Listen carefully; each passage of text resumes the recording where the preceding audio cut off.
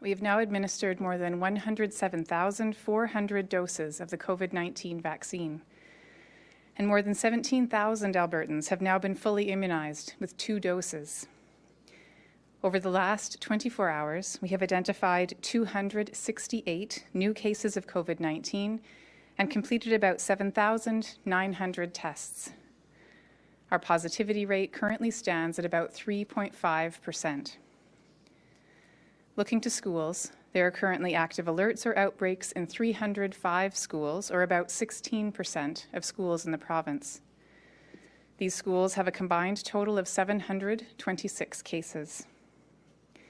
Currently, there are 556 people in hospital, including 97 admitted to the ICU. Unfortunately, 13 new deaths were reported to Alberta Health in the last 24 hours. These are 13 people between the ages of 27 and 93 whose loss leaves a hole in the lives of those who cared about them. This is a challenging time, and my thoughts are with anyone who is grieving the death of a family member, friend, or colleague. Thankfully, our cases, deaths, and hospitalizations are continuing to trend down. This is encouraging, but at the same time, we must remain vigilant. In particular, we are actively monitoring for cases of the variants of concern first identified in the UK and South Africa, as well as all other emerging strains. These variants are new, but the public health response is not. We actively conduct contact tracing to ensure that anyone at risk of exposure to these variants is isolated and tested. In cases involving variants, we are being extra cautious to reduce the chance of infection spreading widely into the community.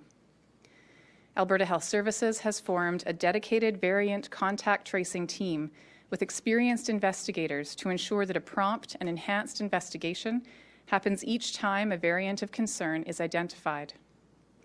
As I mentioned yesterday, our lab has enhanced their capacity to be able to screen 300 samples a day for these variants and to run full genetic sequencing on 400 samples a week. They are also continuing to work to expand this capacity. And in the meantime, the lower our overall case count, the greater the proportion of positive tests we are able to screen.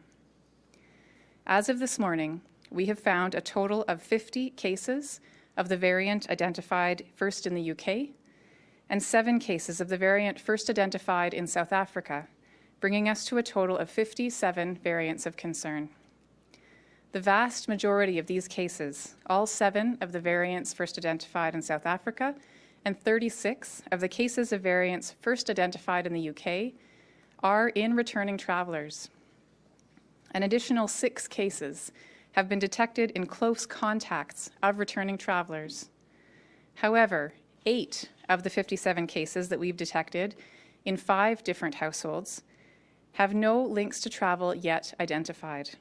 This is an increase of 2 from yesterday. Investigations are underway to determine the source of these cases, but at the moment, what we have identified is a link between 4 of these cases to a daycare outbreak. This link was just identified today, and work is underway to notify parents and staff of this facility that the outbreak at this location may be at least partially caused by a variant strain. This is concerning, but it does mean that we have a better chance of controlling spread when we understand the linkages between cases. In addition, as I mentioned earlier, as part of our public health investigations, in cases in returning travelers, we have identified some spread of COVID within those households.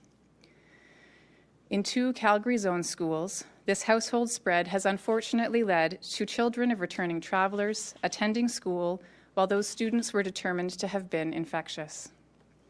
3 classes from 2 schools are now isolating as a result. It is important to remember that cases are assessed as infectious in the 2 days before their symptom onset, or 2 days before a positive test if they did not have symptoms. The families involved in these situations did not intentionally break any rules and should not be blamed or shamed. With these school exposures, the affected class and any staff who have been involved with a potentially infectious student case were already being treated as close contacts, when the original student's COVID test came back positive.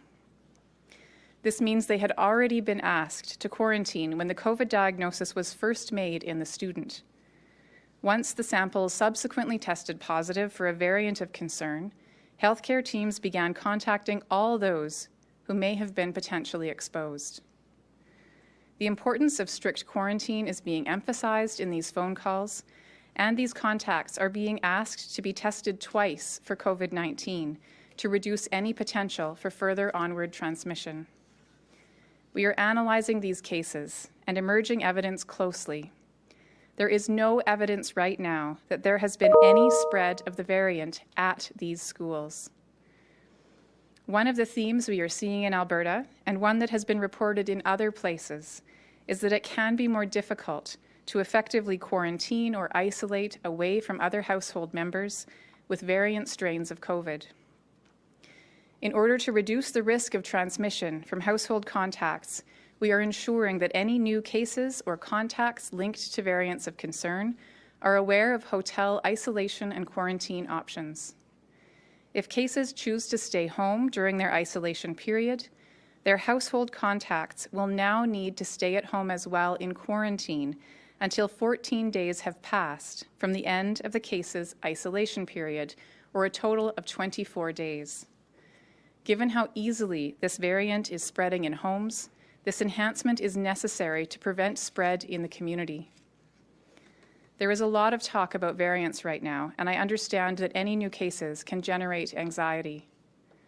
I know that some people are also feeling information overload as they try to understand what all of this means. The main reason we are concerned about these variants is that they spread more easily from person to person, which is why we must be cautious. These variants spread in the same way as the strain that is currently dominant in Alberta, just more efficiently. They are still spread by being in close contact with an infected person. And the same types of preventive strategies will still be effective when rigorously followed. This includes the measures in place to limit transmission within schools, which remain vital to helping prevent the spread within classrooms. With 57 cases of variants detected, I know that some may be wondering why we have detected so many. This is thanks to both the excellent work of our lab to expand variant testing quickly and to the Border Pilot program, which has detected 28 of our variant cases. Outside of the Border Pilot, individuals who return from traveling internationally are required to quarantine in their homes when they come back into Alberta or anywhere else in Canada, but they would not usually be tested unless they showed COVID symptoms and sought testing out for themselves. This means that typically only a small proportion of returning travelers are tested after arrival. Under the Border Pilot, since November, we have been able to test almost 45,000 returning travelers as soon as they arrived. The positive cases identified from this testing have included many who were not showing any symptoms. We have also been able to retrospectively test all positive cases identified in the Border Pilot for variants of concern, which has resulted in the total case increases that we've seen over the past week from these historical samples. This has been a vital tool as we are working to stop this virus from spreading quickly within our communities. Without this pilot program, our variant case numbers would be lower, but the variants would likely be spreading more widely in our province without us knowing about it. The key to limiting variant transmission is to actively test for them, quarantine anyone who may have been exposed, and break the chains of transmission before they have a chance to spread. We are working hard, but these variants are yet another reminder that we are not out of the woods yet. The potential for rising cases, including the spread of variants, is one of the things we will be watching closely for in the days ahead. New case trends and positivity rates will help determine if we need to pause further actions or potentially increase restrictions in the future.